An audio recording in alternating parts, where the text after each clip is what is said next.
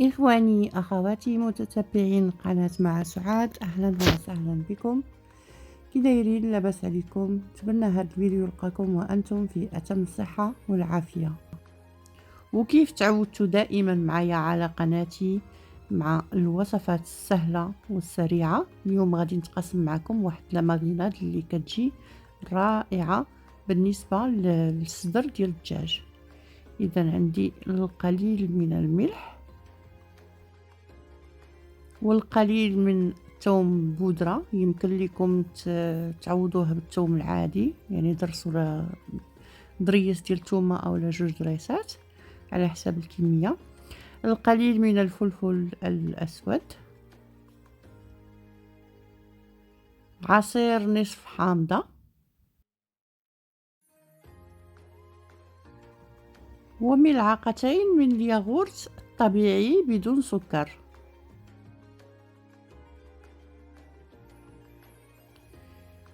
هذه هي التوابل فقط اللي غادي نرقد فيها شرائح الدجاج ديالي.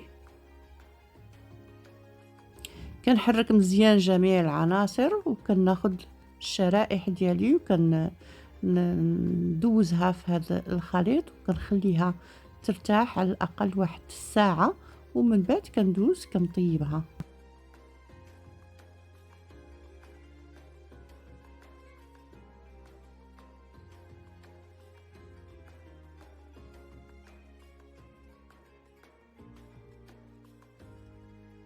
بالنسبه ليا اختاريت انني نطيبهم في هذه الاله ديال البانيني. يمكن لكم ديروهم في الفران، يمكن لكم ديروهم في المقلاة، لكم الاختيار.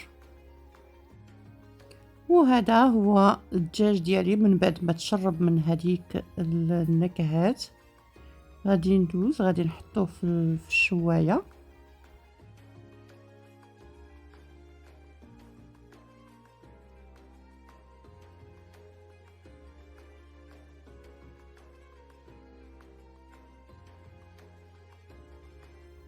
وهادو هما شرائح الدجاج ديالي من بعد ما تشواو او من بعد ما طابوا. كنفرش ليهم القليل من السلطه الخضراء. غادي نقدم معهم واحد سلطه بابا غنوج اللي سبق ليا وشاركتها معكم في القناه.